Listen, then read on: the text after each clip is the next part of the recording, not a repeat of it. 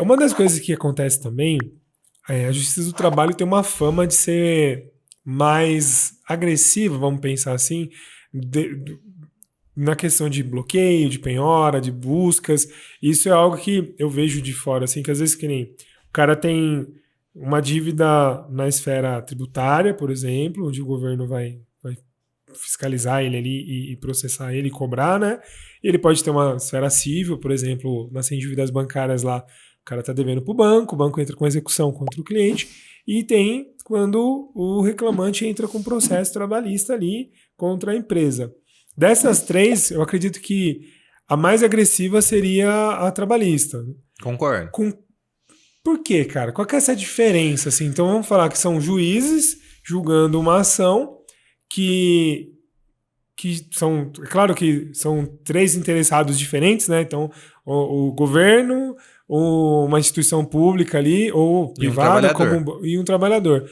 Por que ela é tão agressiva assim na questão de penhoras, de bens? Que o empresário tem medo, fala assim, é preferível ter uma ação do banco ou do governo, mas não uma trabalhista. É porque a trabalhista, ela lida com verbas principalmente de natureza alimentar. Tá, esse é o primeiro ponto. Então, um salário, ele serve para quê? Para pagar comida. Basicamente, é para sobrevivência. Legal. Comida, moradia, mas o principal é alimentar. Você sobrevive sem moradia, mas você não sobrevive sem comida. Feita a primeira analogia, nós temos que a Justiça do Trabalho ela acaba sendo realmente muito mais agressiva, né? E ela acaba, infelizmente ou felizmente, a gente tem que olhar pelos dois lados, né? Banalizando até um pouco o instituto do incidente de desconsideração da personalidade jurídica. Então, algo que na esfera civil ele é feito com muito mais cautela, com muito mais apuração para ver se houve fraude, para ver se houve confusão patrimonial, na Justiça do Trabalho, infelizmente, não é feito. Então, a partir do momento onde a empresa se torna insolvente, onde a empresa teve bloqueio judicial, não achou valor, onde a empresa teve bloqueio Renajude, não achou bem imóvel, onde foi pedido bloqueio de imóveis e não achou, basta um mero pedido de um incidente de desconsideração de personalidade jurídica para o juiz acatar e entrar no bem dos sócios. Então ela acaba até para proteger o trabalhador nesse ponto, que a gente já está falando em um ponto onde a dívida já foi reconhecida, então nós estamos falando de uma fase de execução, ela acaba realmente sendo muito mais agressiva e entrando muito mais facilmente nos bens dos sócios, mesmo que numa empresa limitada, mesmo numa situação, e às vezes até de uma forma um pouco abusiva, tá? Então, assim, eu tenho um caso recente que eu tô brigando para tentar um desbloqueio de um valor muito alto de um sócio minoritário com 1% que saiu da empresa há mais de 20 anos. Caraca, e bloqueou o dinheiro desse cara. Bloqueou o dinheiro desse cara.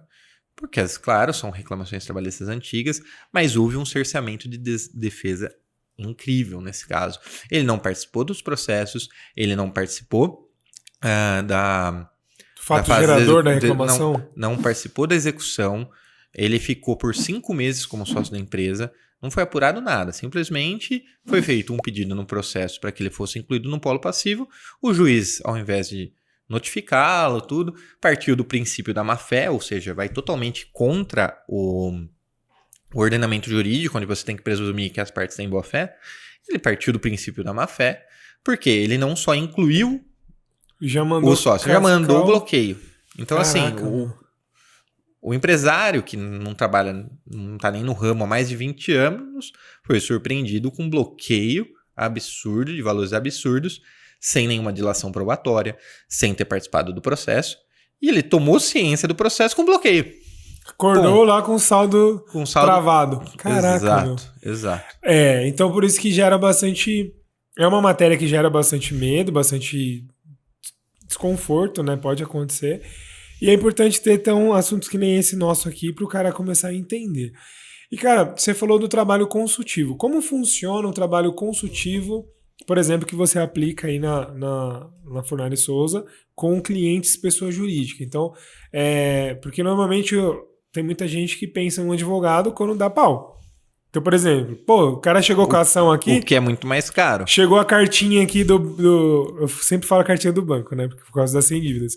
Mas chegou a notificação que o cara recebeu um processo. Aí ele, cara, nossa, quem que é o advogado que pode me defender? Às vezes vai buscar indicação, alguma coisa assim.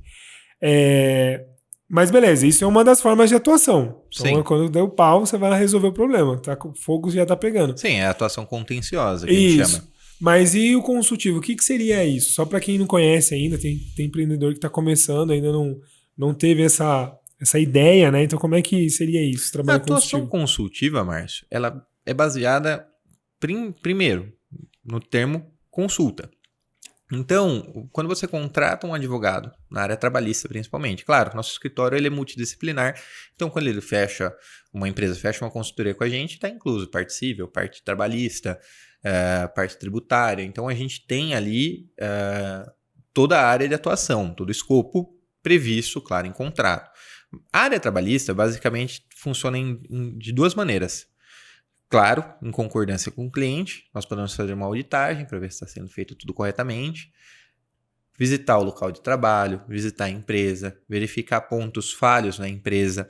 Do mesmo jeito que você contrata um engenheiro de segurança do trabalho para ir lá e fazer a medição do ruído, você pode contratar o nosso serviço, nós vamos lá e vamos verificar alguns pontos que podem te dar problema. Exemplo, já aconteceu de visitar a empresa e passando pela empresa inteira, nenhum dos funcionários estava com protetor auricular na orelha. Tudo de pendurado. Aí esse funcionário tem uma perda auditiva. Ele vai entrar no futuro com uma reclamação trabalhista pedindo pensão mensal vitalícia pela perda auditiva e redução da capacidade de trabalho.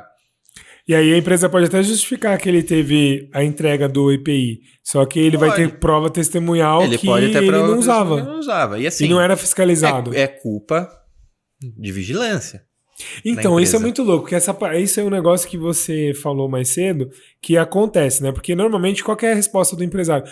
Mas eu dei o EPI para ele. Exato, entreguei, tem um relatório de entrega. Então, só que aí a gente cai naquele ponto da perícia. Tem a perícia, o perito vai, verifica o local de trabalho, vê qual que era a situação, vê o nível de ruído.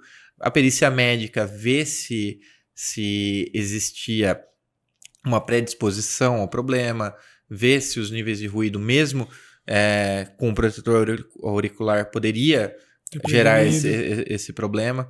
Nós temos processo ganho nesse sentido na área onde nós atuamos pelo reclamante, de perda de audição, onde foi considerado que o trabalho foi o causador, ou seja, houve a constatação do nexo. Então, assim, nesse ponto consultivo aí, você não tem muito como fugir, né? Você forneceu o EPI, ele usou o EPI, mas mesmo assim o ambiente de trabalho gerou um risco. Aí não tem como fugir, tá? E faz parte do negócio também, o cara teria que ter buscado durante a atividade profissional dele se regulamentar, talvez não é nem a palavra, mas melhorar esse trabalho para que não aconteça, né? Exato, você pode fazer pesquisa, pode fazer melhorias para que eventualmente não ocorra uma falha nesse sentido.